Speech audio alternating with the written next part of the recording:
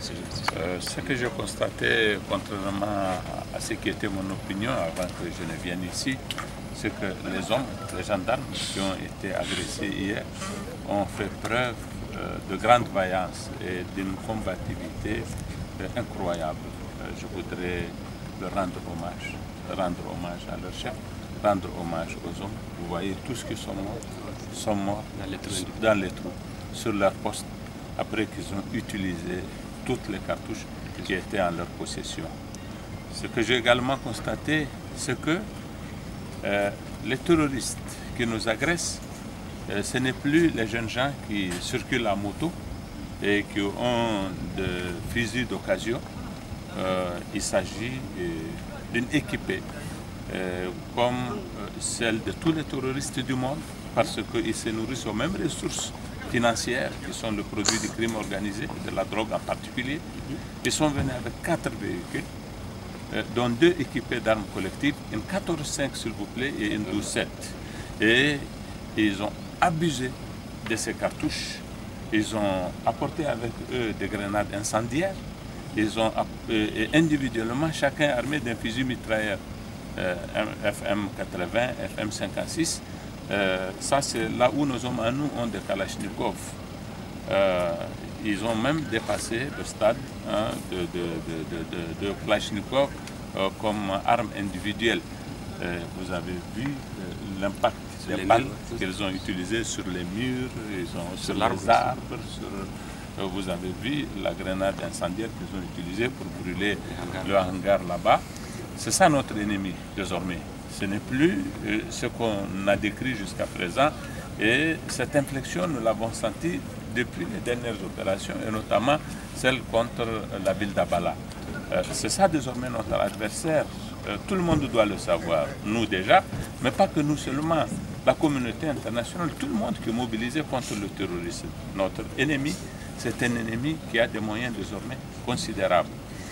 Mais en même temps, s'il vous plaît, lorsque je me souviens de ce qu'a été le comportement de nos hommes à Bosso, il y a de cela une année et quelques mois, et ce que j'ai vu aujourd'hui, c'est que nos hommes ont considérablement progressé.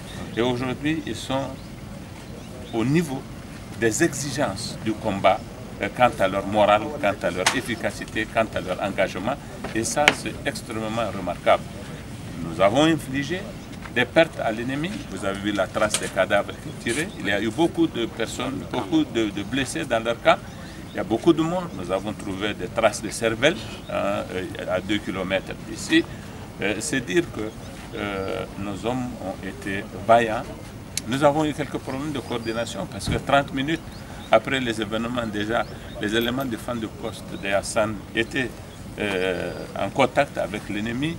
Les éléments de la garde nationale aussi étaient en contact avec l'ennemi, mais un problème de coordination n'a pas pu faire en sorte que ça ait pu être concluant. Voilà, je retourne après les meurtrissures de mon âme au regard de tout ce que j'ai pu voir avec un moral néanmoins élevé, avec le sentiment que nous avons des hommes sur lesquels nous pouvons compter. Nous allons faire une évaluation de cette situation, nous allons en tirer les leçons et demain, nous serons encore plus performants qu'aujourd'hui et j'en ai l'intime conviction. Une dernière question, monsieur le ministre, si vous permettez, quand est-ce qu'il va falloir finir ce mur-là? Parce qu'apparemment, le manque de mur ici a vraiment blessé nos gens. C'est tout de suite. C'est la première des recommandations que j'aurai à faire. À chaque fois que nous avons une caserne dans cette région, nous prenons les dispositifs nécessaires. Demain ou aujourd'hui même, je rendrai compte au président de la République et les instructions seront données pour que ce genre de questions soient réglées. Quand je dis que nous devons nous préparer, c'est justement à des choses pareilles que je pense. Et tout le reste, je peux vous le dire. Je pars édifié quant à ce qu'il est nécessaire de faire. Et je suis convaincu que le président de la République donnera les instructions nécessaires à cet effet.